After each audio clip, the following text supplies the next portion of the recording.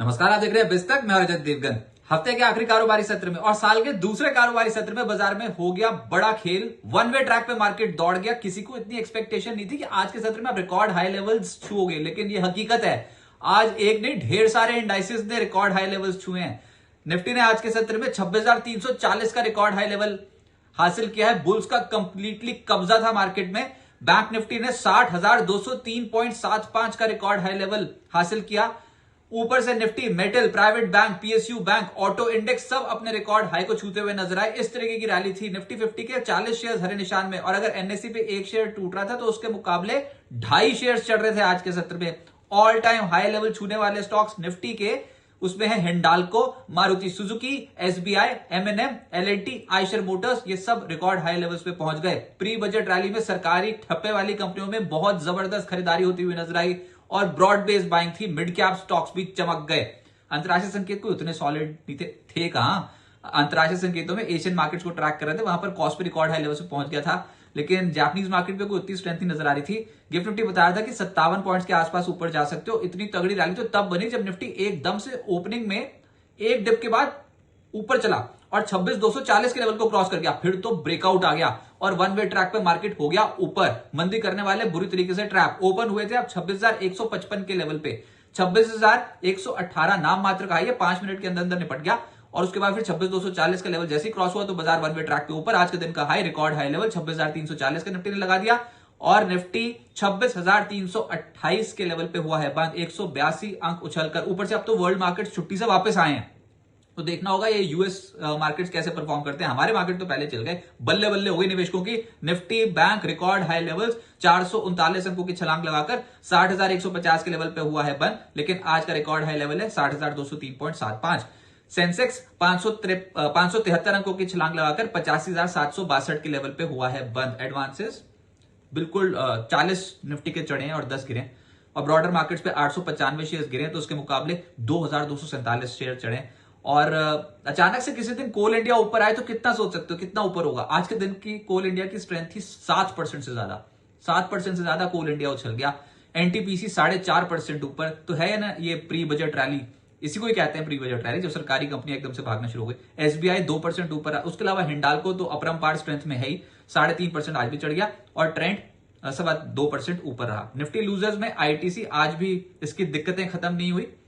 कल करीब करीब 10% टूटा था और आज भी 4.25% नीचे रहा। फिर Kotak bank, Nestle, Shriram finance, Bajaj auto आधे फीसद थे, 1% के आसपास गिर गए। एफएनओ गेनर्स में बॉश लिमिटेड, आज ऑटो एंसिलरी स्पेस में बहुत अच्छी खरीदारी हुई है और बॉश लिमिटेड 9% ऊपर था। कोल इंडिया निफ्टी का ही टॉप गेनर बना। टॉरेंट पार 5.5% चढ़ गया। इल्डा 5% ऊपर। एनएचपीसी 5% ऊपर। बताओ, ये सब सुस्त थके आ रहे स्टॉक्स थे, बजट से पहले सब एक्टिव हो गए। एफएनओ लूजर्स में आईटीसी सबसे ऊपर रहा। उसके अलावा फिर Waaree Energies, APL Apollo, United Spirits, PB Fintech, यहां पर 2% से 3% के आसपास की गिरावट देखने को मिली। मिड कैप गेनर्स में सतलुज जल विद्युत निगम, ये कितना चढ़ सकता है, वही बात हो रही ना। कोल इंडिया 7%, सतलुज जल विद्युत निगम 11%। इस तरीके की खरीदारी सरकारी स्टॉक्स में हो रही है और ये अचानक से ही होती है। इसको टाइम करना बिल्कुल असंभव है। आईडीबीआई 11% ऊपर। ट्रांसफॉर्मर्स और रेक्टिफायर्स पिछले कुछ दिनों से अच्छा चल रहा है और आज भी 9% चढ़ गया। फिर ईवी थीम थी मार्केट का आज। ओला इलेक्ट्रिक 9% ऊपर था। जेबीएम ऑटो 6.5% ऊपर। ऑल कार्गो में आज 8% की स्ट्रेंथ आई। सनसेरा और एनएलसी इंडिया भी 6% से 6.5% चढ़ गए। मिड कैप्स में बहुत सारे स्टॉक्स हैं जो आज डोमिनेट कर रहे थे। गिरने वालों में रैडिको 5% नीचे हुआ। ये जो सिनगुड्स वाली कंपनी है ना, ये इस समय थोड़ा नेगेटिव इनमें ट्रेडिंग हो रही है। आईटीसी से ही शुरुआत हुई है, उसके बाद फिर लिकर स्टॉक्स में ट्रिकल डाउन हो रही है, क्योंकि आईटीसी को बहुत बड़ी एक्साइज ड्यूटी लगा दी सरकार ने। तो उसके बाद फिर ये लिकर वाले भी नहीं बच पा रहे, ये भी ऊपरी स्तरों पर मुनाफा वसूली दिखा रहे हैं इसमें स्टॉक्स। तो रैडिको आज 5% नीचे रहा। फिर सेफायर में तो आज खेल हो गया। हुआ ये कि सेफायर जो है वो मर्ज होने जा रहा है देवयानी इंटरनेशनल में, ये खबर थी। तो सेफायर का स्टॉक आज 4% नीचे आ गया। एबीडीएल, एक और लिकर वाली कंपनी, अलाइड ब्लेंडर्स, यहां पर भी 3.5% गिरावट आई। कर्नाटका बैंक और लाल पाथ लैब्स 2.5% से 3% नीचे आ गए। सेक्टर्स तो सभी चमक गए एफएमसीजी को छोड़ के, लेकिन जो सबसे तेज हुआ उसमें था एनर्जी, खासतौर से सरकारी खेमा। उसमें सतलुज जल विद्युत निगम 11% ऊपर। कोल इंडिया 7% ऊपर। एनएलसी इंडिया 6% चढ़ गया।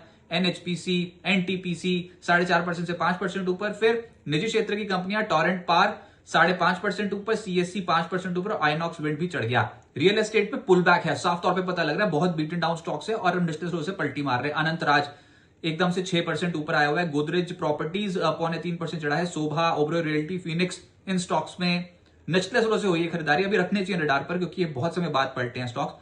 सरकारी बैंक तेज थे, जिसमें जितना छोटा बैंक उतनी बड़ी छलांग। तो उसमें पीएसबी 5.25% ऊपर, यूको बैंक, इंडियन बैंक, इनमें तेजी 3.5% की। फिर सेंट्रल बैंक, आईओबी, इन स्टॉक्स में भी तेजी थी। और यूनियन बैंक भी चढ़ा है 2% के आसपास। एसबीआई 2% चढ़ा है और बैंक ऑफ बड़ौदा भी 1.5% चढ़ा है। मेटल स्टॉक्स में नेशनल एल्यूमिनियम, अपरंपार शक्ति वाले 2 स्टॉक्स हैं। देखो, नाल्को और हिंडाल्को, ये एल्यूमिनियम वाले तो गजब कर रहे हैं इस समय स्टॉक मार्केट पे। तो 4.5% नाल्को आज भी तेज है, पिछले कुछ समय से कंसिस्टेंट परफॉर्मर है। और हिंद कॉपर आज 4.25% ऊपर था। हिंडाल्को तो खैर 3.5% ऊपर रहा ही। फिर हिंजिंक और वेदांता भी चढ़ गए। ऑटोज में आज एंसिलरी प्ले ज्यादा हुआ। एक तो आज ईवी थीम थी मार्केट की, और दूसरा ऑटो एंसिलरी। तो ऑटो एंसिलरी में बॉश करीब 8.5-9% ऊपर था। ओनो मिंडा, सोना कॉमस्टार, टीवीएस मोटर, इन स्टॉक्स में तेजी आई। और फाइनेंशियल्स में आरईसी लिमिटेड, पीएफसी गदर मचा रहे हैं स्टॉक्स।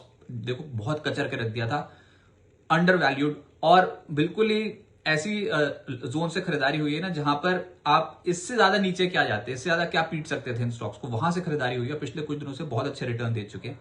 तो आरईसी, पीएफसी 3.5% ऊपर। चोला फाइनेंस, एसबीआई, जियो फाइनेंशियल, एसबीआई कार्ड भी आज चढ़ गए। अब आगे क्या होगा? देखिए, बाजार में मंदी करने वाले बुरी तरीके से फंस गए हैं, और ये एक खरीदारी आई है साल शुरू होते ही।